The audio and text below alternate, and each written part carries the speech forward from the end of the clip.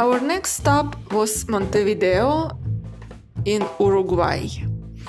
This time we didn't take an excursion and we decided to walk around the city by ourselves. Right after we left port, we walked into the old-fashioned market. This is very interesting and beautiful place, full of little stores, restaurants. You can feel the old atmosphere in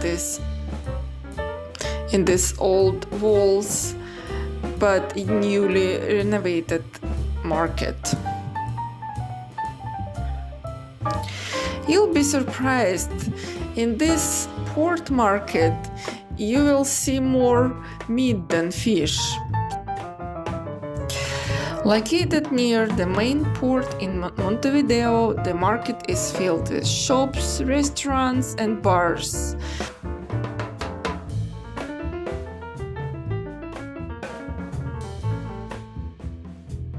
The structure itself is a marvel.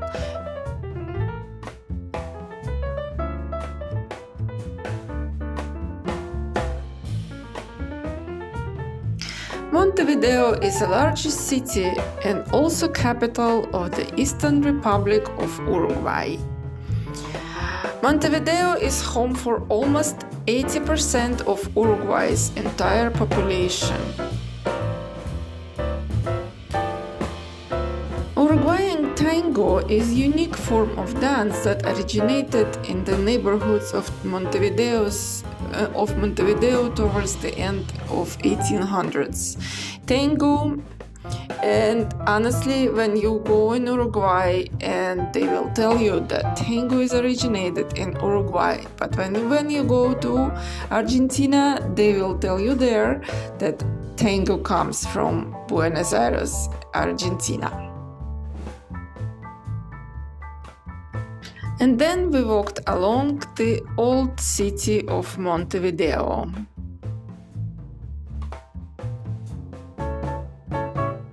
It's the oldest part of the Montevideo and one of the most popular tourist destinations.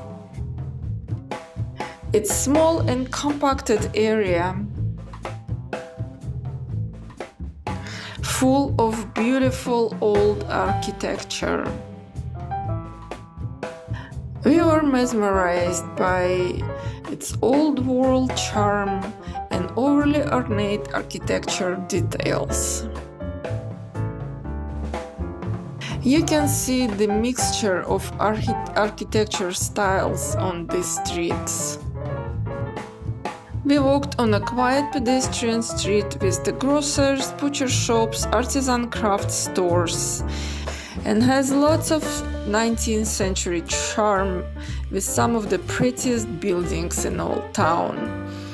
And we walked in the very interesting antique shop where you can find anything if you're really into it. You can spend hours looking in old things around there. Old books, old paintings.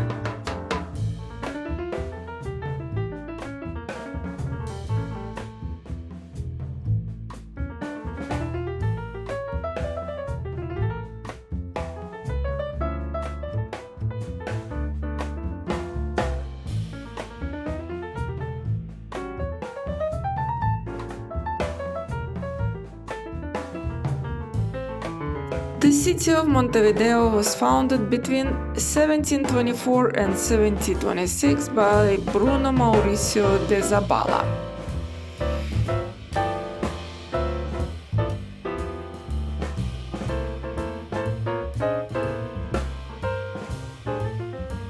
Walking through the old city, colonial, baroque and classical buildings of great architecture and patrimonial value can be found. In the beginning, this was a residential area, but as time went by, it was filled with the offices and businesses, and it became the financial center of the city. You can feel an old and yet cozy style. There is no doubt that bricklayers of the time were true artists.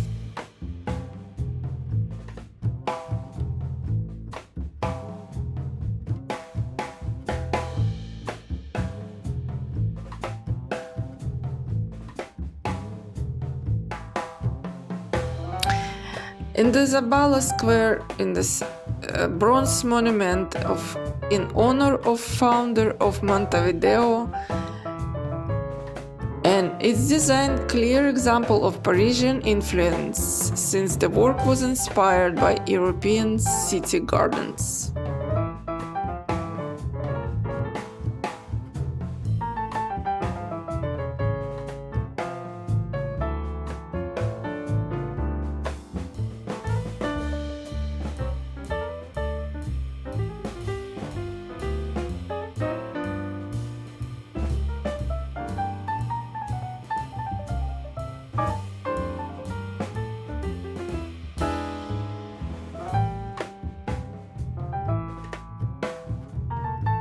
City's architecture is clear reminder of the strong European influence on the country's culture and heritage. Montevideo has many parks.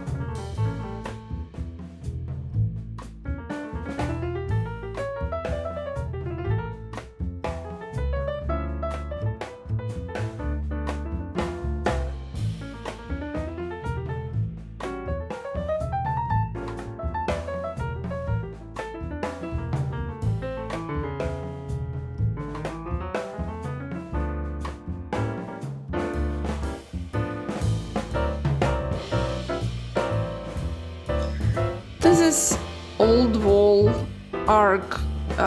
It represents the beginning and end of the old city. And it's located opposite Independence Square. Plaza Independica is the most important city square in Montevideo. Then we walked around Plaza Independica. This is center of Montevideo.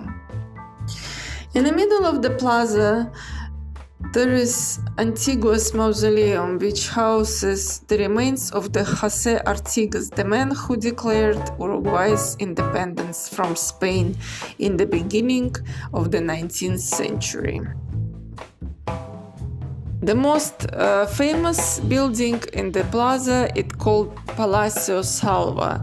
Its unique building is designed by Italian architect Mario Palanti and famous for its amalgamation of architecture styles. It used to be the tallest building in all of South America for decades. The Salva Palace is still mostly private property except for the space taken by Taingo Museum on one of the floors. Inside the galleries we found some sculptures made by the local artists, and all these sculptures are made from metal.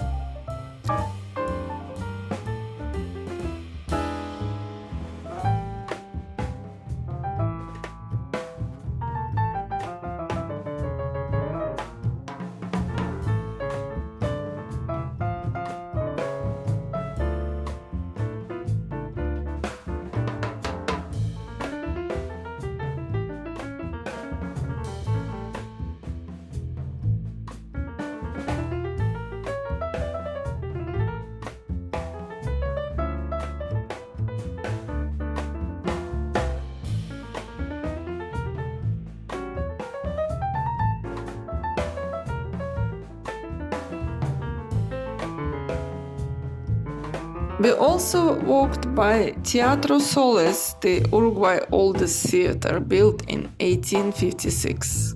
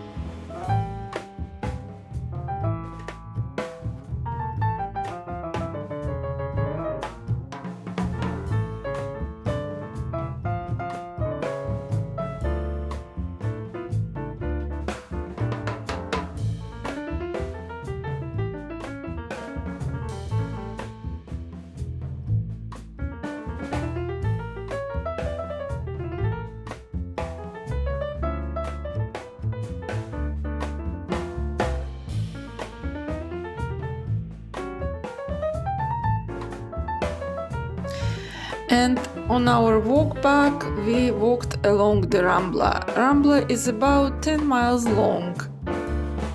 Rambla of Montevideo, a promenade which traces the shoreline. It's the longest continuous sidewalk in the world.